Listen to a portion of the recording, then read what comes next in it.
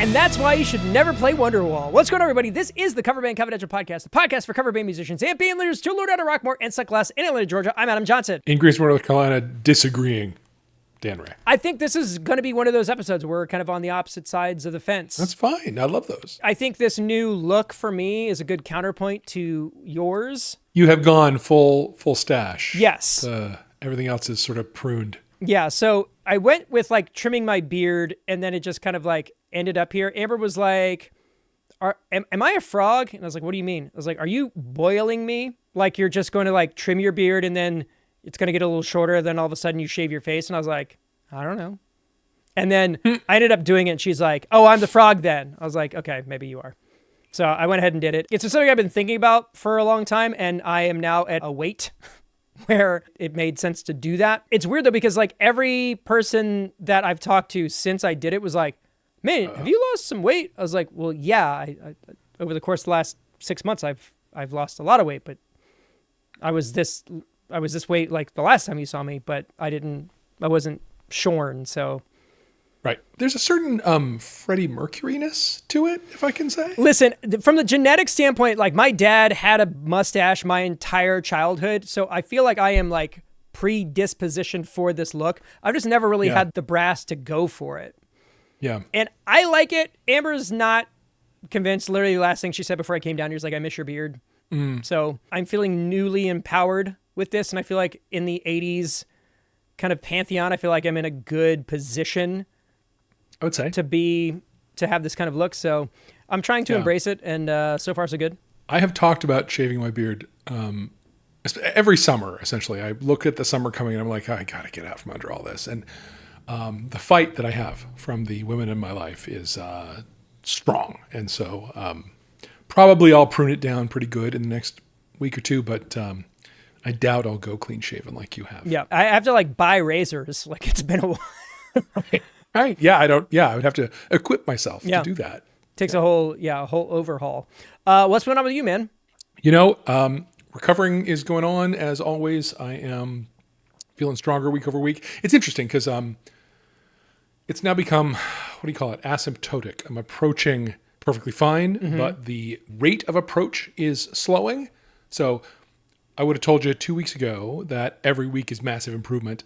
I don't think I'm saying that anymore. I think every week is a little bit of improvement, getting up toward, ever closer toward fine. I'll share with you, my drummer Charlie and I planned to get together this weekend because of life things. We had to call it. We weren't able to do it, but we're going to do it pretty soon and talk about, what the next few months looks like. Do we stand up band stuff? One factor, which is our bassist, who we were super happy with, quit on us right after our last gig at Halloween. So do we put the effort into getting a new bassist lined up? I know who it's going to be, but it's a lot of work. Sure.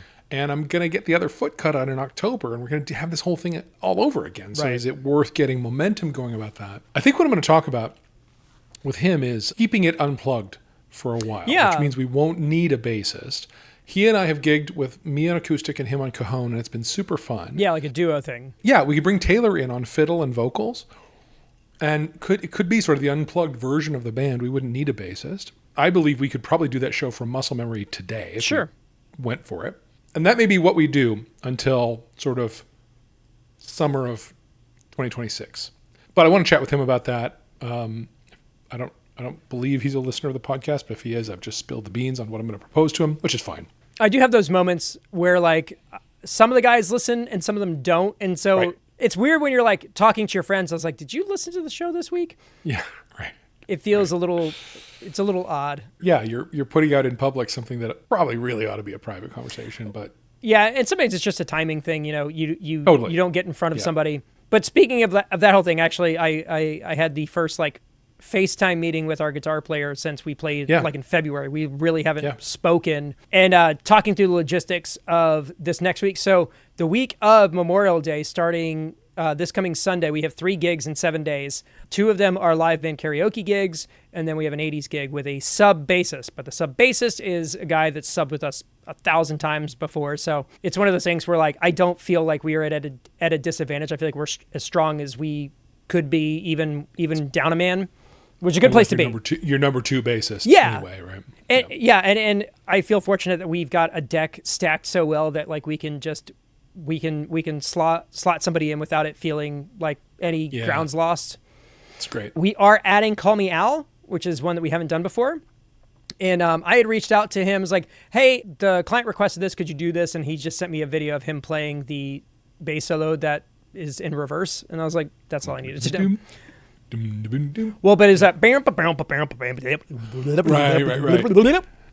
Yeah. He had already figured it out. So I was like, That's no, great. I'm good. That's great. So yeah, looking forward to that. Literally have not pushed any air at all other than just down here in the dungeon. So, we're kind of jumping in with both feet, and inquiries have been pretty solid. We've got we got a date confirmed for June, an 80s prom, which we had done the year before. We got asked to come back for, and I mean, we're pushing stuff out into 2026 at this point. So, whatever. I know, I guess tales of our demise were slightly exaggerated, but this week being kind of like a bit of a windfall business-wise means I'm probably going to set some money aside to do some of the promo stuff that we have been talking about. So this is a good kind of opportunity to do that. Yeah, it's great. And one thing that I had sent this into the Patreon Slack that I had brought up in a previous episode was the Meta Ray-Bans. I had sent out a video of Nita Strauss, who plays guitar in Alice Cooper's band, that Rockville, which is a big outdoor festival, that their social media team was giving out Meta Ray-Bans to members of the bands throughout the day to shoot content for them. So this is a thing that is starting to catch on, and it's starting at the top, and it'll eventually work its way down. But I felt like I was onto something. Felt pretty smart at the moment. Yeah. I'll tell you, those are not the only. They're the most prominent brand of AI glasses, but they're not the only ones on the market at all. And if you're just looking to capture video, there are lots of options actually. Yeah, it's the capturing video while not looking like a complete dingus that I'm mostly worked through. There's that. So there's that, and that's kind of what I'm concerned of. And I mean, Ray-Bans are definitely like a part of our aesthetic that works. So we could easily you wouldn't even notice. And you're right that there's a range of like between a Ray-Ban Wayfarer and like a GoPro strapped around your head. Yep. Somewhere in there's a sweet spot. Yes, we are multitudes, and there's a lot of permutations between those two things. But the Ray-Ban Metas are definitely the least intrusive of those, or obtrusive. One of those words. The least of that, whatever it is. Yep. Agreed. Let's see other weird things that have occurred. I had posted this in the Slack as well, and also on all of our socials. I got tempted by the stupid deal of the day and got one of these Mackie Mcaster Studio interfaces. But when I opened it up, like the inside of the bag was wet, but nothing else was. And I was like, that's really stinking weird. So I made a video about it, and then I sent it to the NAMM House group chat. It's fun. We're all 100% like we're still in the chat talking pretty much every single day. So cool. And Landon Bailey, if you guys don't know him, another guitar creator, sent me a clip of his review of this unit, the exact same thing. So I'm thinking this is a manufacturer deal. It's got a really big fat like desiccant pack in it, and I think they might have been like faulty, and so like exploded in transit or something. Apparently. And I was like, did it affect the like functionality of the unit? He's like, no, works fine. So I was like, all right. I was planning on like fully sending it back. I paid $70 for it, so I don't really care. So and retail's like $250, $350. Oh geez, okay. Yeah, it was like $280 markdown. So I'll try it for probably next episode, and it's got all the things that I need. The main thing to like, it's got these little sample deals.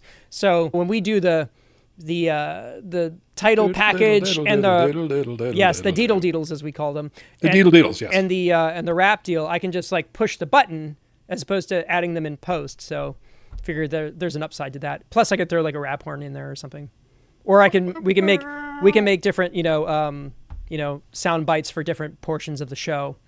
Sure. But for $70, I figure why not? And I'm using an Apogee Element, which is a really great interface, but they're out of production currently. So, I know that it's just a waiting game for this thing to finally just go, you know what? I don't work anymore. So it's time to at least look at something.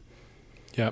It may not be number one, but I feel like my signal chain's like decent enough where I'll do side by sides to make sure I like the conversion. But I feel like at this point, these things are so negligible, like it doesn't really matter. Yeah. for the most part. Yeah, anything that gets the job done is going to be fine. Whatever we do in post will be more impactful than what the interface is going to put on it. Yeah. But it's good to have a backup. I'm using a Focusrite that is my second one because the first one died. Yep. So gotta have a backup. And I got some they sent me one to review. It was like this Chinese company that they have it on Amazon, and it sounds phenomenal. Like I've recorded videos and stuff with that interface, and I would have spent more of it on it than I did this one. So I mean, I've got options. I'm not really worried about it. Cool. It's always nice to have options. Yeah. Speaking of having options, let's go to reviews because we still have a bunch of reviews that we haven't gotten to. I did want to note that the episode that we posted 2 weeks ago about, kind of revisiting your promo deal, I'd mentioned that, Paul Kenna reached out to us. I went on to our Spotify account and there were a bunch of people who left comments. So again, this is something that has just it resonated with a bunch of people and I just wanted to draw attention to it. That's great. Wanted to, just make sure that everybody who did leave a comment on the episode got, we saw them and we appreciate it. And yeah, it just seemed like that topic really produced a bunch of really fruitful conversations in our community. Definitely. There was a lot of feedback from that on this Patreon Slack. A lot of people talking about pricing and, finding themselves in various places of what we identified and having feedback for us about nuances of that. It was really, really good. Yeah. And it's always good to, to feel like we're striking a nerve with you guys, because a lot of times we're just kind of guessing, what do you guys want to know? And we are very adamant about you guys feeling free to let us know whatever, because it does help when we are talking about the things that you want us to talk about, because it benefits everybody. Dude, y'all drive the content. Yeah. I mean, we're just here talking. Yeah. We don't, most of the time we touch base on, Friday or Saturday and do you have anything to say? No, not really. And then something emerges, right? But boy, if you have something that you would like to ask us or find out about or get pick our brains about, please hit us up, because you guys really do drive the topic of this. Well, and to yes and that, a lot of times we get stuff where it's like, you guys kind of touched on this, I don't know, 3, 4, 5 years ago. Right. You mind revisiting this?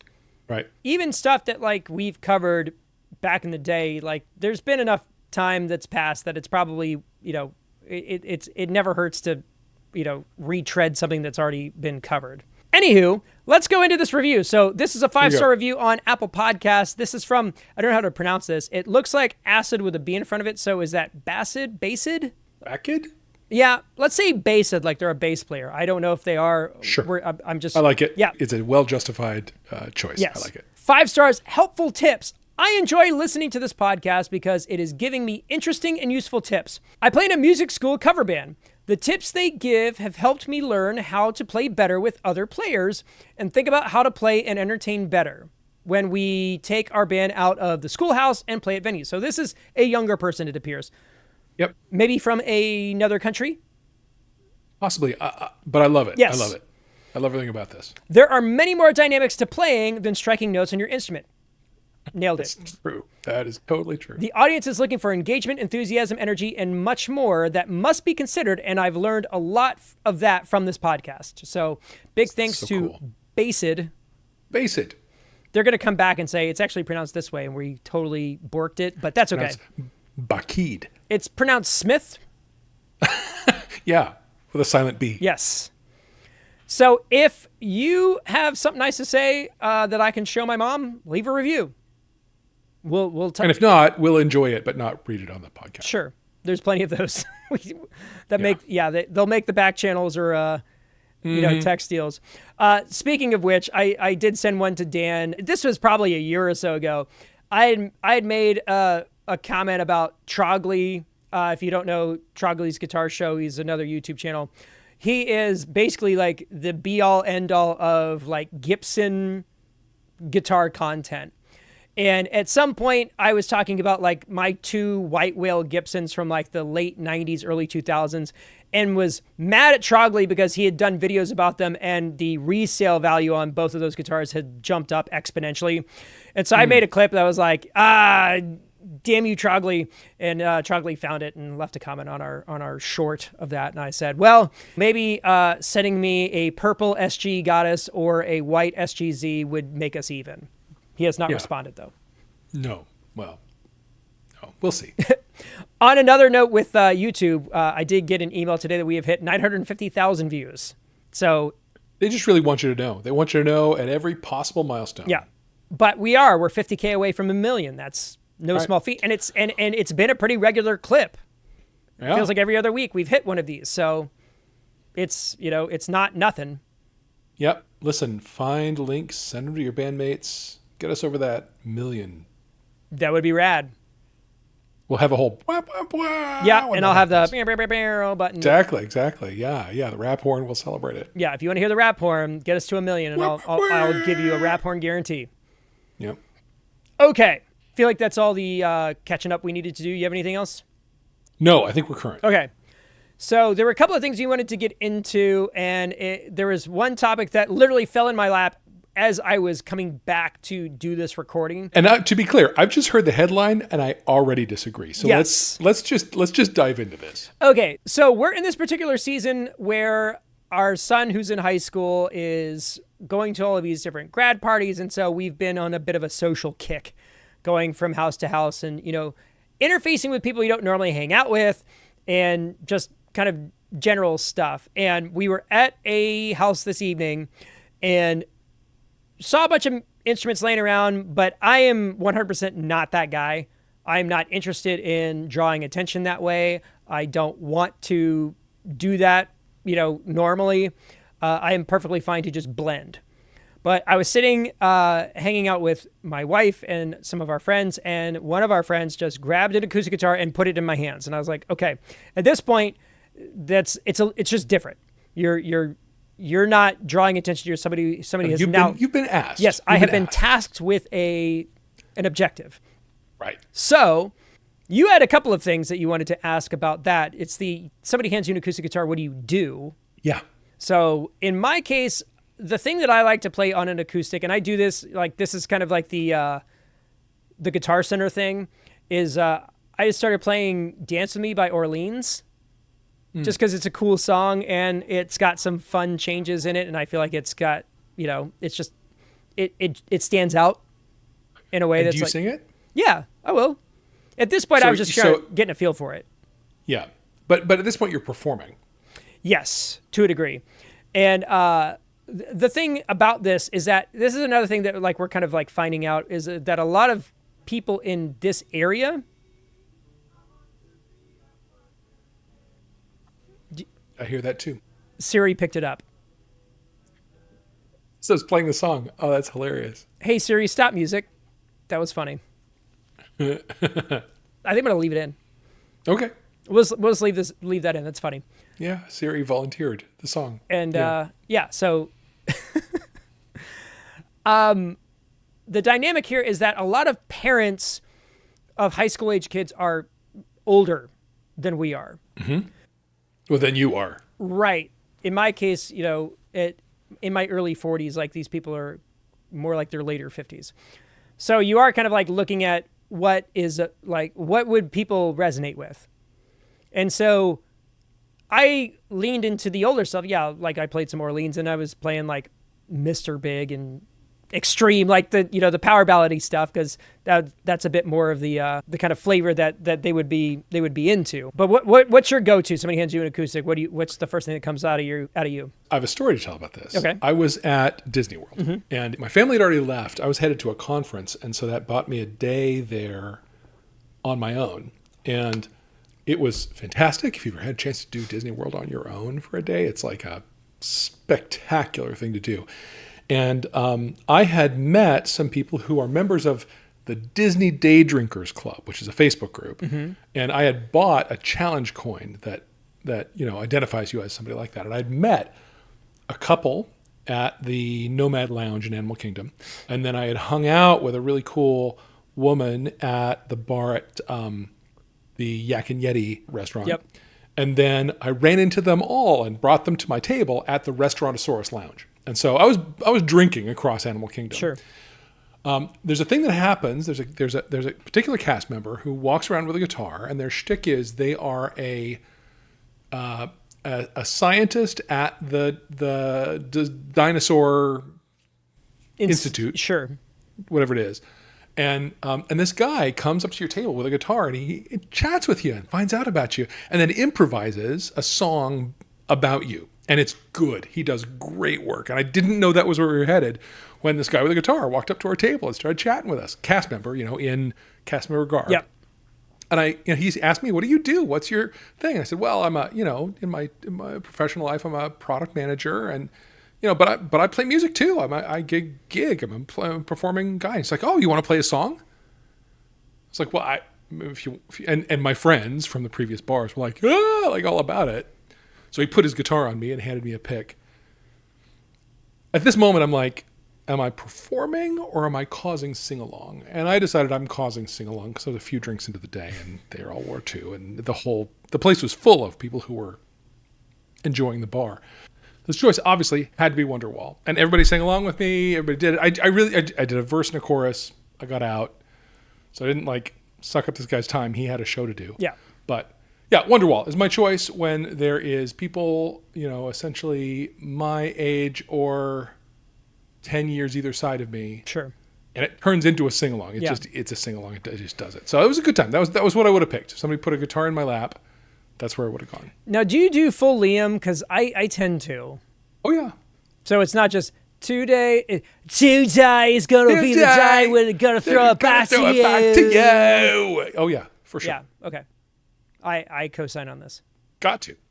All right, so the thing is that once you have a group of people participating, you start to basically just be a facilitator. You're not absolutely performing. True. You're just kind of trying completely navigate. And listen, if he'd said, "Hey, that was great, play another," what's up, Four Non Blondes? Sure, 100%. Yeah, have a short list and what have you. But in this case, I was just kind of I was just feeling the room out and trying to find stuff that everybody could relate to. And in the midst of that, I just kind of came to this realization, and it's a bit of a hot take, and I'll take whatever heat that comes my way. But my hot take is lead singers ain't shit. Lead singers ain't shit. This is. I'm gonna need you to dig into this. The idea of being a lead singer is that your job is to internalize the music that is being played by the other musicians and then externalize it through your voice. That is your job. On top of the, entertaining magnetism, charisma part, what you do doesn't necessarily require a lot of introspection or active listening. Your job is basically to just hear what's coming in and push what's coming out. Okay. In contrast, if you are let's say the accompanist, if this is two people, who is playing the main instrument, playing guitar and singing background vocals, you are doing much more work than the person who's just sitting next to you singing the melody. Okay. And I think that in a band scenario or in a duo scenario or what have you, it is much easier to get away with having a ho-hum vocalist or a less experienced lead singer than it is for the other person. I feel like the thing that is most noticeable in a situation like that is whether or not the person who is playing guitar and doing the background vocals is solid, is the foundation that the singer is kind of floating on or above. One of my best moments playing with Taylor in our acoustic duo, Cold Iron Ray, was at a show where I don't know how it happened. I've never been able to recreate it, but somehow this bar environment turned into a listening room environment, and it was full. The place was full. There was 80 to 100 people who literally had pulled up their chairs and were facing us and were paying attention to what we were doing, which, as those of you who do this know, just never happens. Yeah. And we were still, despite all of that, loose and having fun and engaging. And it was it was really one of the best gigs I've ever had. There was a moment where, as the guitarist, who's the one keeping she's a singer and a fiddle player, right? She's not the one driving the groove. There was some moment where my hands just fell apart and I lost. I fell out of what it was. And I said in mic, what happened to me? And the room just erupted. Like, it was hilarious. And it taught me in that moment, first of all, something about owning your mistakes and having that be okay and having yourself be a human, but also about somehow I hadn't until that moment understood how critical that rhythm I'm producing, the beat of the song on guitar was absolutely the heart of what we were doing. So I completely get where you're headed with this.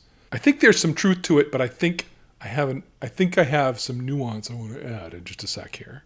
Okay. I mean, that's pretty much it. I mean, the reason why I came to that conclusion is that in my professional life, I was that person for the majority of my career.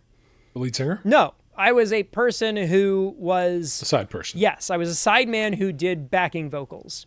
Yeah. And I always felt like I was doing a lot more work compared to what I do now. And I think it's the unique perspective of being in both positions, kind of seeing it for what it is. But I feel like I don't need to be as active a listener as a lead vocalist as I would have to be as a sideman. Yeah, I think in terms of the technique of what you're delivering, that's probably true. So to me, like the sideman, the guitar player BGV guy is listening with their ears, they're listening with their eyes, they're listening with their hands. Like, it's a much more active participation in the thing that you're making. Whereas if I'm just behind a microphone and I've got nothing else going, I feel like I have the ability or flexibility to kind of dance around what's happening just around me. So I can mess with the melody, and I can mess with the rhythm. I can mess with all of these different things where I don't have that luxury in a different position. It's certainly true that there are people who are just born with magical pipes who can show up on the day and deliver as a vocalist. And nobody's going to just like, oh, I guess I could play a guitar and show up with a guitar and like that. There's some study involved in getting guitar work up to speed. Here's the thing I think I want to challenge, though, is that it's not just vocal performance when you're a lead singer. There's a lot more to it. There's actual front person. There's energy management. I mean, lead singers go on a whole spectrum, Rivers Cuomo to David Lee Roth. That, you want to be on the David Lee Roth side of that, maybe not that far, but that's the point. And I think that takes some work that's worth acknowledging. Now, is it the same work as the kind of woodshedding that goes into being an instrumentalist? Maybe not, but if we're going to take the theory that lead singers ain't shit, I think I'm pushing back on that, because lead singers are the focal point in almost all cases and need to be capable of channeling that energy and turning it into something that works for the crowd and the event and the band. Yeah, I'm not saying that it doesn't require a skill set or is inconsequential. I'm just saying that being a person who has operated in both sides of the coin, I feel like I work much harder in one position than the other. All right, if our test here is hard work, for sure, as an instrumentalist, getting your part clean and known and ready to perform is way harder than singing a song I've heard on the radio since I was 3. Yeah, because you're chasing. That's your job. Your job is to anticipate what the vocalist is going to do, how they're going to deliver something. So if they don't sing a particular part in the chorus at the cadence that you are aware of, it is contingent upon you to anticipate and follow whatever it is they're going. Yes. And I don't necessarily feel like the other person has to deal with that kind of consideration. Like, I'm almost certain they don't. Well, now you're in like a lead versus follow. Yeah. Sort of conversation. Sure. Right? I don't know if we've talked about this, but back in the 90s and early 2000s, when there was a whole swing dance renaissance. Oh, yeah. I was part of that. I went to swing dance events. Oh, so did I. I did a ton of swing dancing. And one of the things about leading versus following is that they're both challenging in different ways, right? Yeah, but that's also, it's an active participation. True, yes. And it does require you to internalize certain things in order to do it properly. Yes. Amber cannot swing dance because Really? she cannot follow. It's a very big sticking point because she wants to, but she can't, like, she doesn't pick up the cues. Like, it's just not in her nature. And it is one of the few things that we're gonna have to agree to disagree on this. We just can't. It doesn't work. Because I did like a semester's worth of dance classes for swing and like merengue and all of these different like couple style dances, and it requires, like, it's a physical shorthand that the other person has to be able to like tune into. That's right. You gotta understand, like, I'm pressing against you with, a certain amount of pressure, and that means certain things. Yes.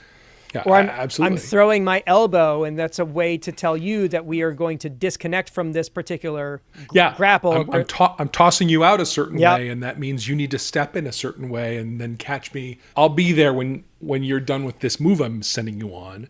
And frankly, I think that's a good way to like explain the dynamic. It's a great analogy. I'm shocked we never talked about this. I was a Lindy Hopper. I did West Coast swing. I've done a bunch of Balboa and a bunch of other sort of swingish kind of things. But I also did a semester of ballroom dance in college. I think it was called social dance in college. Yeah. Maybe that was what it was called. And Foxtrot. And, it was one of those things where I was one of the few guys that actually had done, like, I had a dance background.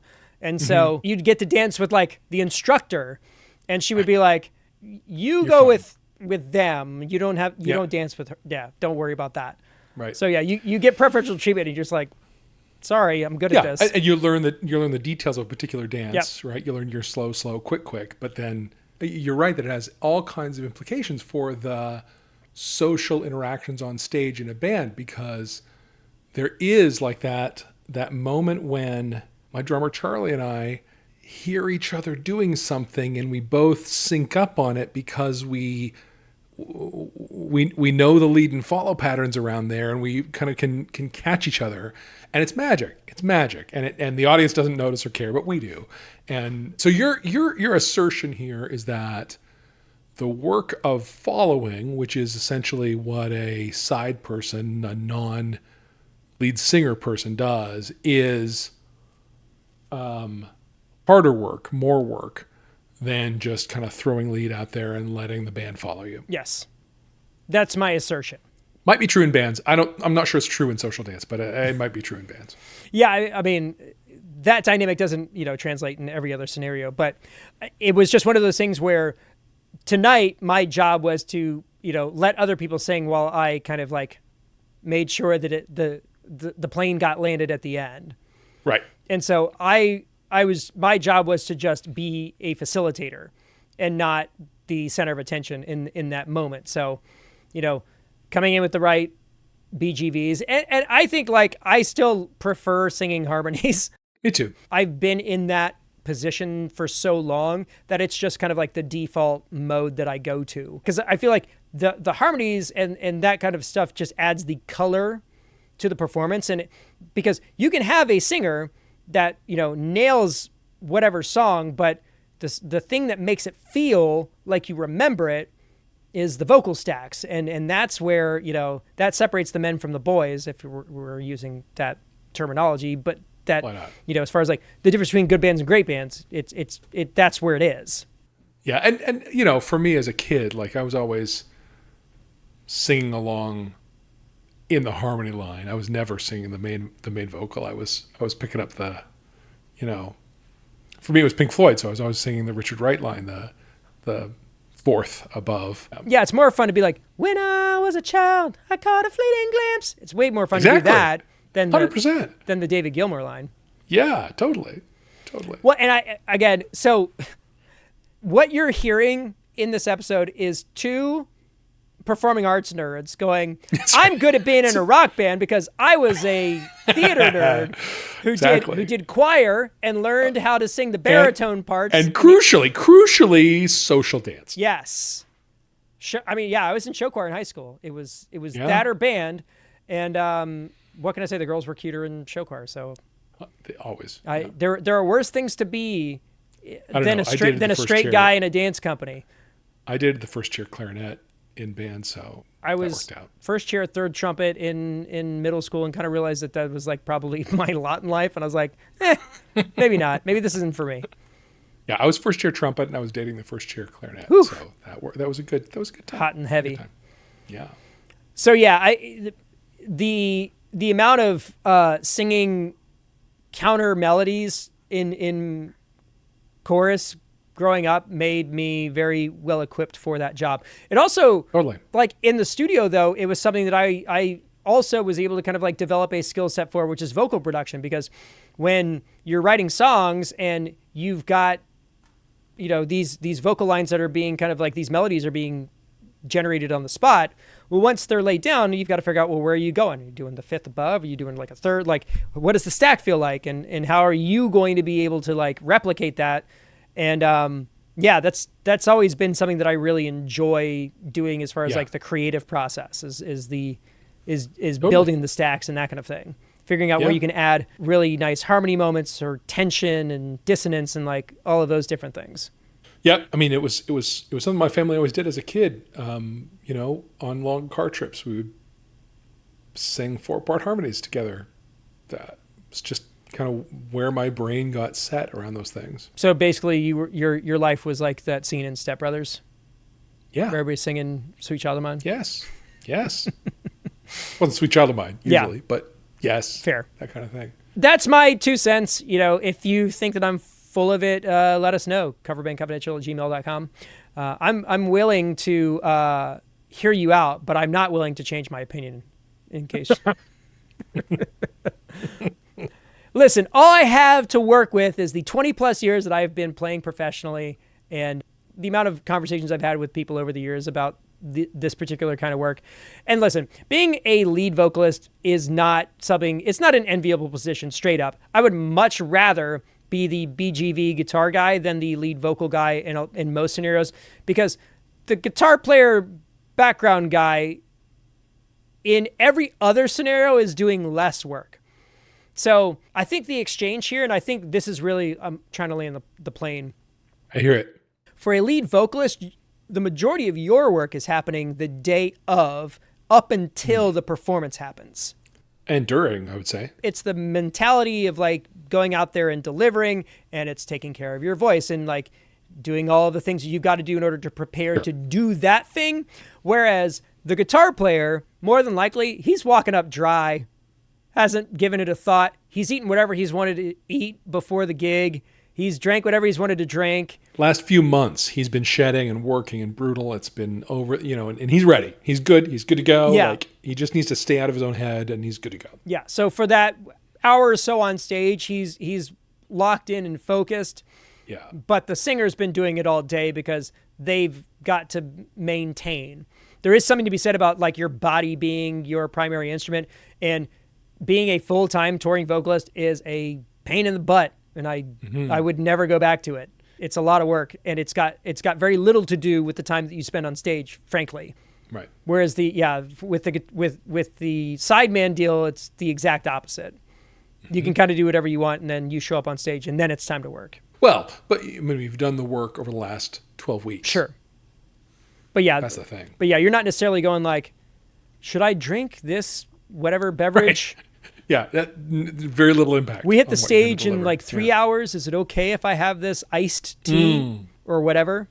Yeah, the catering tray has cheese on it. Should I eat the cheese or should I avoid the cheese? Yeah. Yeah, we don't have to worry about that kind of stuff. Right. Quite as much. Like I said, if you disagree, if you agree, it doesn't matter. Let us know about it. Coverbandconfidential@gmail.com. Leave it in the comments on the YouTube version of this video. We spend a lot of time cutting this thing up to make sure that it looks nice for the people who choose to watch it.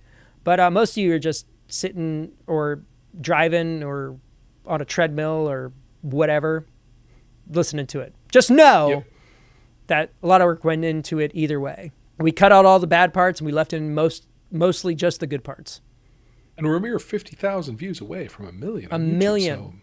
So get in there. Nobody gets to 1 million without being relentless and, I don't know, The one stubborn. thing you can say about us is we've been relentless and stubborn. 100%. All right, folks, it's after 10 p.m. here on a Sunday, so I think it's time to wrap it up. Let's do it. Folks, thanks so much for tuning in. It's fun to ruminate on things like this, and we appreciate the fact that you choose weekly to come along with us. If you'd like to support the show, you can do a number of things, but I'll go ahead and call it for this week. In Atlanta, Georgia, I'm Adam Johnson. In Greensboro, North Carolina, I'm Dan Ray. You have been listening to the Coverbandconfidential podcast for the week of May 23rd, 2025.